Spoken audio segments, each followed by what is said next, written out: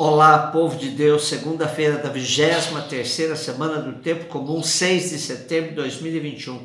Nossa reflexão de hoje é a partir de Colossenses 1, 24 a 2, 3 e Lucas 6, de 6 a 11. Irmãos, alegro-me de tudo que já sofri por vós e procuro completar na minha própria carne o que falta das tribulações de Cristo em solidariedade com o seu corpo, isto é, a igreja. A ela eu sirvo, exercendo o cargo que Deus me confiou, de vos transmitir a palavra de Deus em sua plenitude, o mistério escondido por séculos e gerações, mas agora revelado aos seus santos. A este Deus quis manifestar como é rico e glorioso entre as nações este mistério. A presença de Cristo em vós, a esperança da glória. Nós o anunciamos admoestando a todos e ensinando a todos com toda a sabedoria, para a todos tornar perfeitos em sua união com Cristo. Para isso eu me esforço com todo empenho, sustentado pela sua força que em mim opera. Quero, pois, que saibais que luta difícil sustento por vós, pelos fiéis de Laodiceia e por tantos outros que não me conhecem pessoalmente, para que sejam consolados e se mantenham unidos na caridade, para que eles cheguem a entender profunda e plenamente o mistério de Deus Pai e de Cristo Jesus, no qual estão encerrados todos os tesouros da sabedoria e da ciência. Continuamos a leitura da carta aos Colossenses e no trecho de hoje temos o testemunho do apóstolo que Epáfras transmite em voz de Paulo. O tema da precedência de Cristo é muito caro para o autor desta carta, que afirma que, embora somente agora tenha sido revelado o mistério de Cristo, ele já existia escondido por séculos e gerações. Era comum referir-se aos membros da comunidade como santos, os privilegiados da revelação da glória de Cristo. Paulo e Epáfras sabem como é importante a união dos membros da igreja entre si e em torno a Cristo. Para que eles se mantenham unidos, todo o sacrifício dos apóstolos vale a pena. Conhecer o mistério de Deus Pai e de Cristo Jesus é a finalidade da vida cristã, pois aí se concentram todos os tesouros da sabedoria e da ciência. Nada há superior que se acercar deste mistério, e essa é a tarefa que gasta a vida inteira. Verdadeiramente conhecer Jesus e sua proposta é algo tão envolvente que quem entra nesse processo percebe que dele nunca mais sai.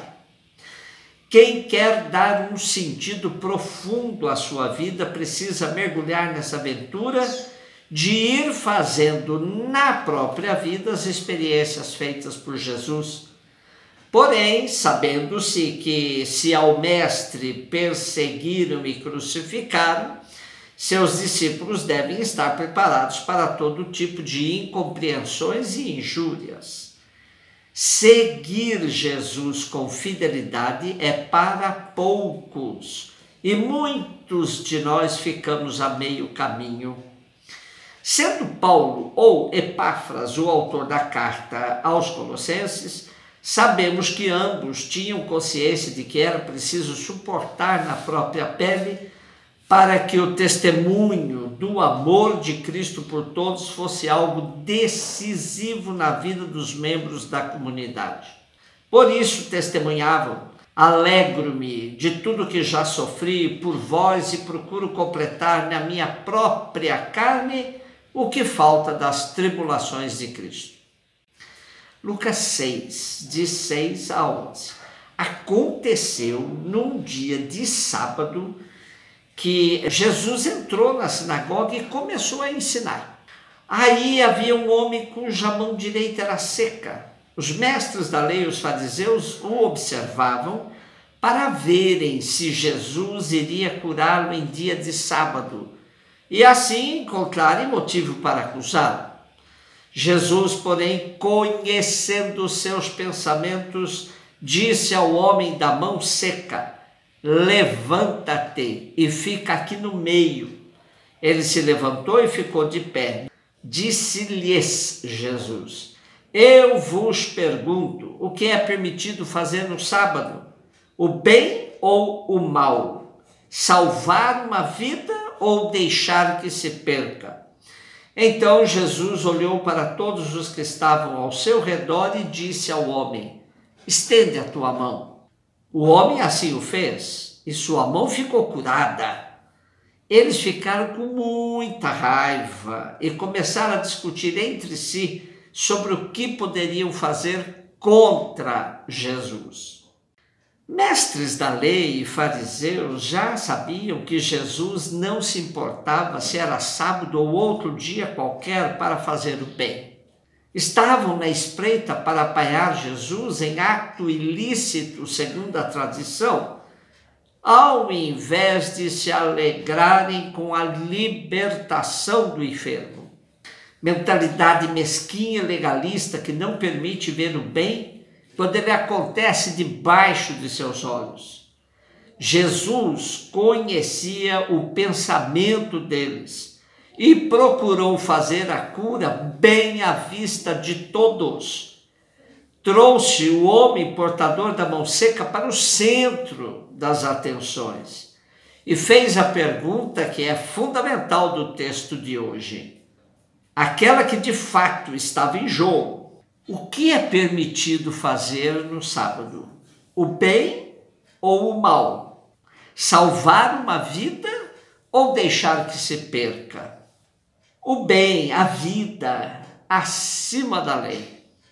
Jesus queria deixar isso bem claro para todos. A lei não pode impedir que o bem aconteça, que a vida se sobreponha.